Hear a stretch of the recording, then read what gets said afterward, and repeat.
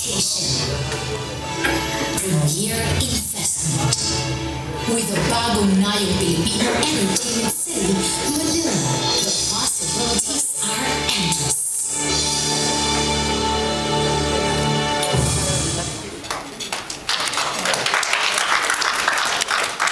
Okay, quite a convincing presentation.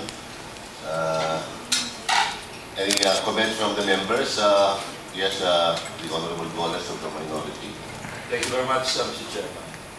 My only observation is why is it called Entertainment City Manila? This is Paranaque. The chairman is Manileño. No, please answer the question.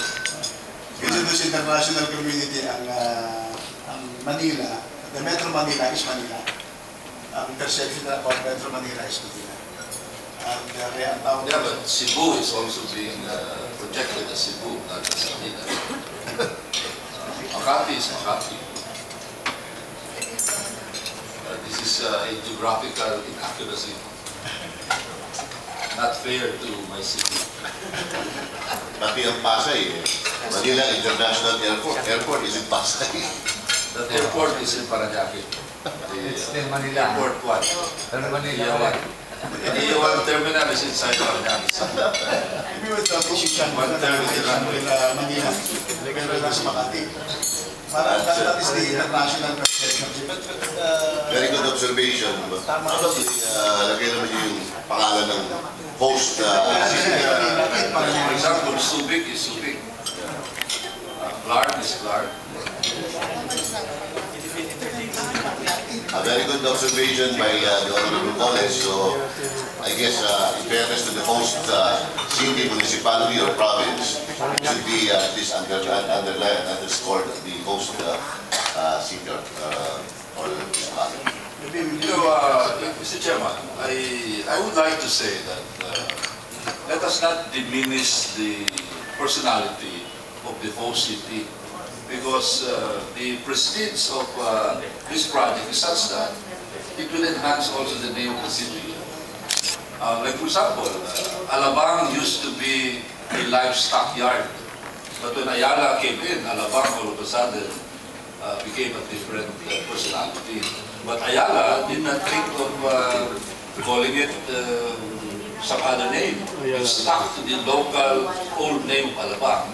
And because Ayala blended with Alabang, Alabang became all of a sudden a first-class name, a very prestigious, high-class name.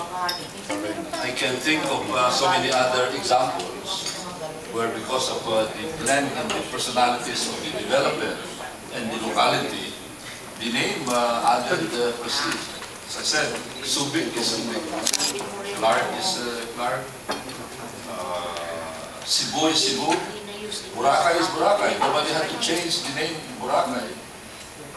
Despite the fact that Boracay may be very difficult to remember as far as tourists are concerned, but Boracay has emerged as a new name in the world of tourism. So noted. Any other questions relative to the House Bill of Mr. Chairman, may we know the response of the PAGCOR Chairman, what would be his plans? Because this is something that would be, Actually, the concern of... because on the record, Mr. Chairman, I'm present here. On the record, there was this presentation. On the record, one of the two congressmen of Paranaque saw the presentation and saw the geographical inaccuracy. So I will have to report to my constituents. This may be in District 1, but a lot of things are going to be decided and influenced by District 2 also, where the City Hall is located. Kasi the entire project covers Pasay, Paranaque, and perhaps part of Cavite. But the concern of the Congressman Goles is valid. We will try to make an adjustment, Congressman. And we will come up with a new. We will try to come up with a new name. Thank you very much, Mr. Chairman. I'm satisfied with the answer. Thank you, Congressman Goles. Deputy Speaker Delmar. Along the same line, but in a different, from a different perspective, Mr. Chairman. I I'm glad to know, though, that Congressman Goles has pointed out this need for geographical accuracy.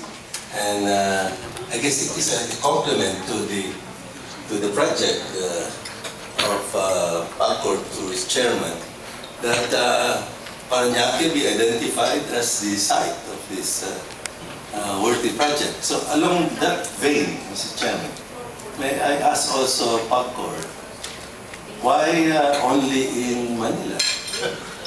Why not also in Cebu? Especially since we have also a new reclamation area there known as the South Road Properties, which is undergoing development now and which has an initial investors of Fidinvest Corporation, the Shoemart mall, double the size of the existing mall in Cebu City, in the original North Reclamation. So, and others like a movie studio by Bigfoot movie industry. So, may I ask, Mr. Chairman, if for PAGCOR, through its very capable and visionary chairman, to look towards Cebu City likewise. So, Chairman Emino, can you comment on that?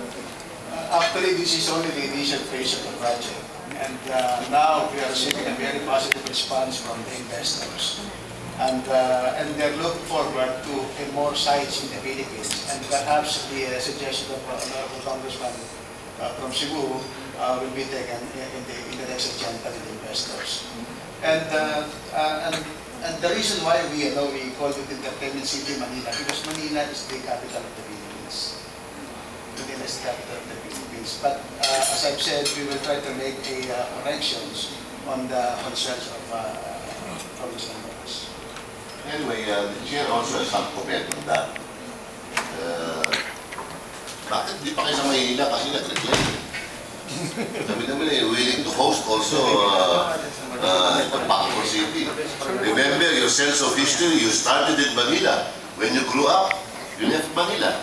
Hindi ata tama rin doon. Yes, Sultan. Mr. Chairman, I joined the comment of the Deputy Speaker Delman because coming from Leyte, we consider that Cebu province is the queen city of the South, and since we belong to the South, we would also appreciate it very much if PAGCOR could also develop